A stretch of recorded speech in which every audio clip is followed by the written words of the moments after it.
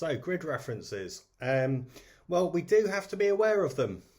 So, I remember at school when we were sort of taught navigation, so to speak, it was very much based on an 80-year-old military kind of style, which was all about knowing every single symbol and grid references, grid references, grid references. Well, in reality, when do we use grid references? Well, it might be that you want to meet up with some friends and you're just going to meet at some sort of lay-by, which isn't even given a name, on some road. And it can be easier just to say, I'll meet you at this grid reference, and you can be really precise with it. And of course, the other time that you're likely to use or to need a grid reference, hopefully you won't, and that's to call out Mountain Rescue to give them an exact location as to where to come and find you. However, there are a lot of apps and GPS devices these days that can give you this information. But again, it's worth being able to do this so that when everything has gone completely pear-shaped for you and you've got no power or battery in phones or anything else, that you are at least able to give a grid reference and you can work it out yourself. We'll have a look at some different apps right at the end. But let's look at the types of grid references that you can give. So this is Great Britain, and it has been divided up into 100 kilometre squares. Now, each of these are given 2 letters. So this is, if you like, the start of a postcode. So there we have the square NZ, which I've highlighted on the national grid picture. And this is 100 kilometre square. And you can also see that each of these big lines, so if that's 100 kilometres, these are 10 kilometre squares. So this introduces some of the numbering system. So we're going to look at a 4-figure grid reference first. In each of these squares, I've then divided up into 1 kilometre squares. So let's just think about that one. This square is 100 kilometres by 100 kilometres. So here we have 10 kilometres, 20, 30, 40, 50 and so forth. And here we have 10, 20, 30, 40, 50 and so forth. This is square NZ. So why is 100 written as 0? That's because this 00 marks the start of this square NU. And likewise below here we have square SE, and to the left we have square NY. And each of those will have their own 10, 20, 30, 40, 50, 60 and so forth. Now I'm interested, just for argument's sake, just choosing one fairly randomly, though it's not actually that random. I am interested in this 10 kilometre square section of Great Britain. And I am stood exactly there on a point. So let's zoom in a little bit more closely. So we've started off with this map of Great Britain and we've looked at square NZ. This is 100 kilometre square. And I've selected this square here. So from left to right, it's in square 50 to 60. And from up down, north south, it's between 10 and 20. And I pointed at a random spot where I am stood, and it's in this square, which is where that arrow was pointing to. So now we have taken this red square here and we're looking at this in more detail now. So as you can see, we've got our 50 to 60, so there's 50 to 60, but I've now added in the remaining numbers because we can zoom in a little bit more closely on this and make this out. And likewise, we were stood between 10 and 20. this 10-kilometre square. So I've now divided this into 1-kilometre divisions.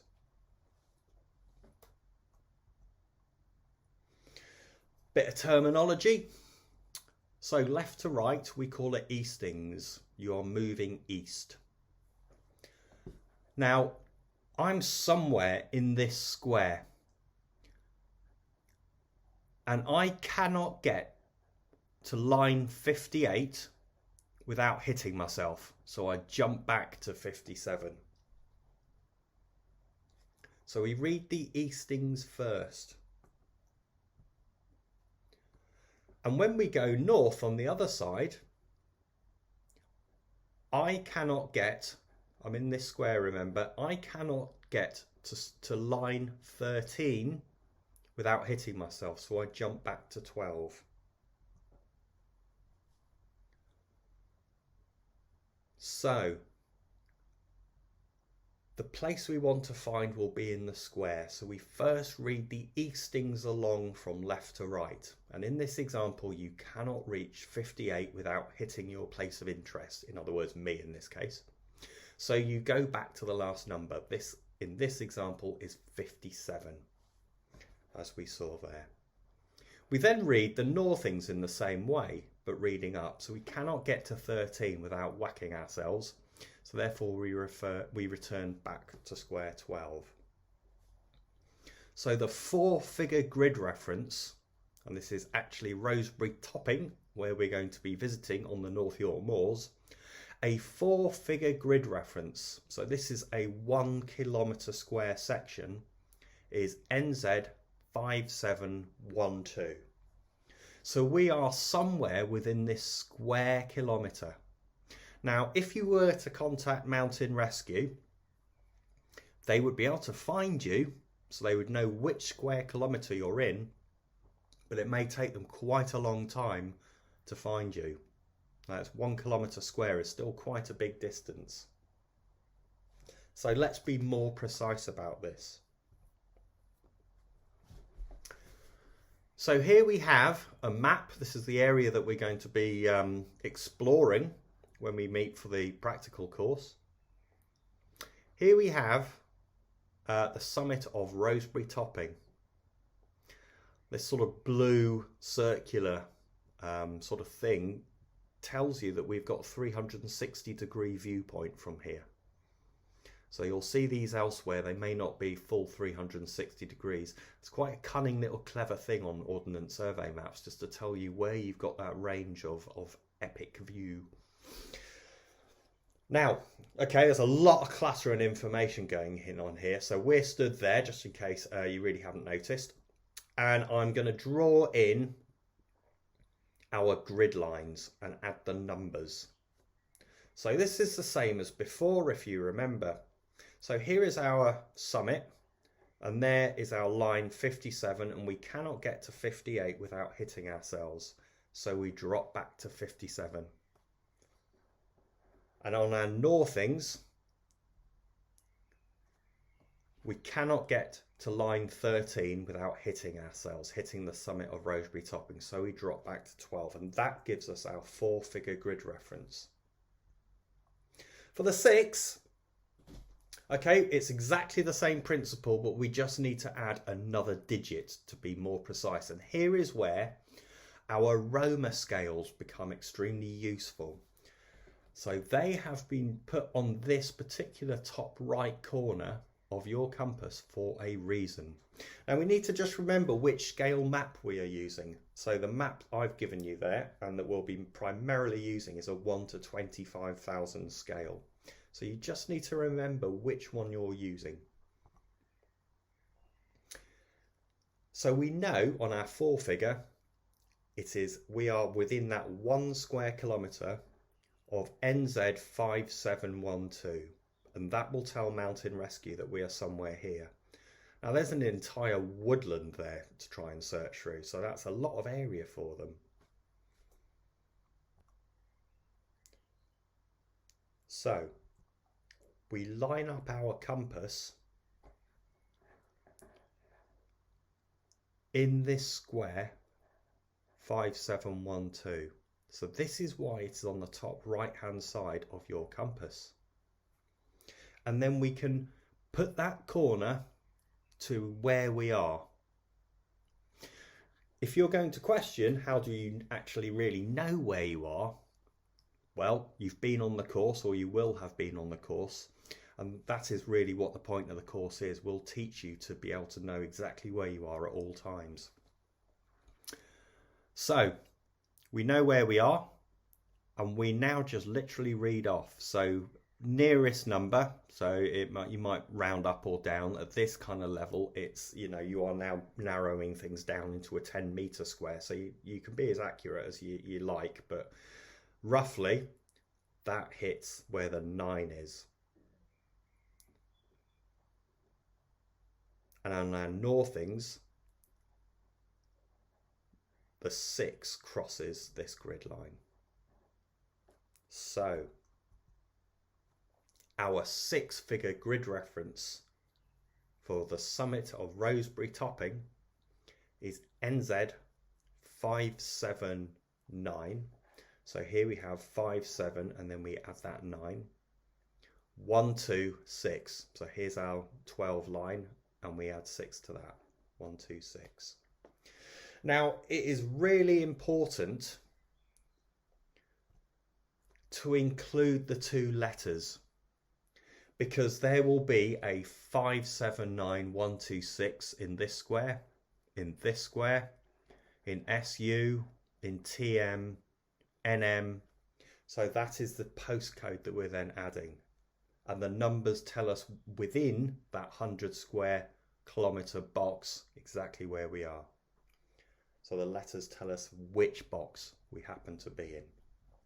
So I'm going to give a quick demonstration now and just show you me doing this in action. So here we are on the summit of Rosebery Topping, and we've had a bit of a problem. So I need to contact Mountain Rescue to let them know where we are. Now, sometimes even a verbal description will be able to can sometimes be enough. If it's a mountain rescue team in their sort of local area, they will often be able to work out where you are. So when you are calling Mountain Rescue, you first dial 999 for the police and then be asked to put through to Mountain Rescue. They will understand a 6-figure grid reference, so you are able to give them a 6-figure grid reference. However, not all police will fully know what you mean, so it's worth telling them that you're on the North York Moors or wherever you happen to be. At least then they can direct it to the right group. So something's happened, and to cut a long story short, we now need to work out our 6-figure grid reference. So the first thing we do is get our map out, and I tell you what, under stress and panic conditions, first thing you need to do is find out where you are on the map. There's lots of stuff happening, and it's like, well, where was I? Where's Rosebery Topping? So you basically need to find yourself. So there it is. There is Rosebery Topping. And then you need to find your grid lines. So I can see my grid lines. So these are my northings, and here is one of my eastings, and then find the numbers. So this is a printout map, a laminated version that I use for courses, and I've ensured that I've got the numbers on here. So as you can see, if I zoom in a little bit here, we've got our eastings 57, 58, 59, 60, 61. All starting to make a bit of sense now, isn't it? It's the same as it was on the screen. And over here we've got 10, 11, 12, 13, all the way up into the town of Guisborough. Now, if you've bought a map, they will have detail all over it, and it's designed so that when you fold it, you are able to see where you are and which grid square. And it will tell you which grid square. If you print out a map, if you subscribe to Ordnance Survey, they will tell you in the printout which area you're in. So this is a map that I've trimmed down, mainly so I can fit it the useful amount of information, again, for courses, so it fits in a folder. So I've added it to myself. So it's always worth checking. some maps will have, you might find yourself at the intersection of 4 different postcode areas. So it's worth checking. So again, I have now found my grid lines. I know this is 57, I can confirm it. There it is, 57, 58. I cannot reach line 58 without hitting myself. So there is 57, there is 58. And as we know, this is line 12 and I cannot get to line 13 without hitting myself. So my 4-figure grid reference is NZ5712. But let's give a 6-figure grid reference. So this is where we want a compass, and I want my Roma scale, and I want the 1 to 25,000 scale here because this is the 1 to 25,000 scale map. So I line the corner of that Roma scale roughly onto the summit. So there we are, that'll do. Try and make sure that your compass is then aligned with the grid lines. So I'm trying to do this one-handedly, so bear with me. There we go. That's it, that'll do. That'll do. It's just a demonstration. So I can see here that that's crossing the 9 roughly. And over here, okay, it's just over 5.5, so I'm just going to round up to 6. So we do have our 5-7 line here. So 5-7 at that 9, 1-2 at the 6. So again, remember we are looking at the 1 to 25,000 scale here. And it would be exactly the same principle whether you're using a 1 to 50,000 scale map or a 1 to 40,000 scale Harvey map. We just need to remember what scale map and which of the Roma scales are we using to work out our 6-figure grid reference. So our 6-figure, again, not forgetting our little postcode, is NZ 579126. So we can do this, and this is basically how you can work it out yourself. There are a lot of apps now that we can use, so let's also have a look at some of the pros and cons of these. So there are a whole range of apps that we can get now for our phone, as well as bespoke handheld GPS units. GPS units tend to be fairly expensive, but they can be really good and just as accurate as your phone. So let's have a look at the pros and cons of some of these ones. OS Locate. So it's from Ordnance Survey, and it is a very simple app that just gives you a 6-figure grid references. You can also use it as an altimeter, and it's got a compass as well. So it's quick, easy, it's free, and I would certainly recommend everyone who watching this video downloads OS Locate. We've then got more complex ones such as View Ranger. So View Ranger's a different one, and it is very good, but you have to buy the maps. You have to ensure that you've got the area that you're visiting kind of downloaded to your phone. But as you can see, it not only gives you a 6-figure grid reference, it gives you a 10-figure grid reference, as well as your height, which can be quite useful. It's a very good app. You can also find different routes, so you can follow other people's routes.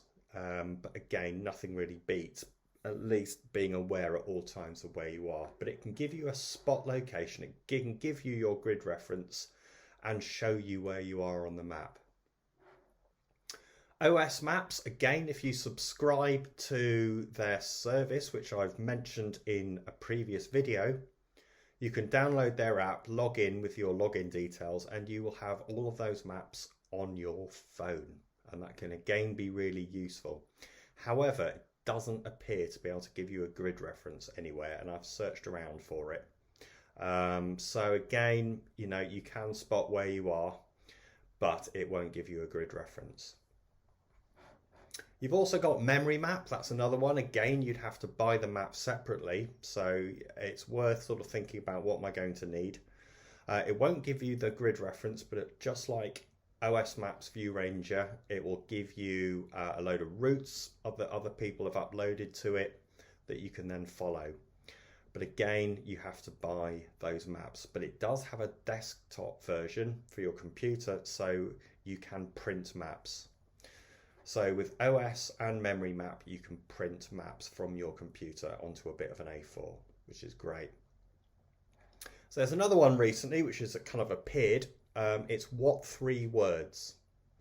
Now, I think this is a bit of a controversial one, certainly amongst mountain guides and instructors, in the fact that, as we've seen with grid references, they are sequential. You can calculate it yourself. Whereas with What 3 Words, you cannot work out. So if you're stood over on Clifford's Tower in York, for example, as opposed to there, you won't know that there's no sequence. So you can't ever work it out. This could be a whole separate load of random words. So you can't work it out. So it does kind of rely on the software itself telling you exactly where you are. So there are pros and cons of each.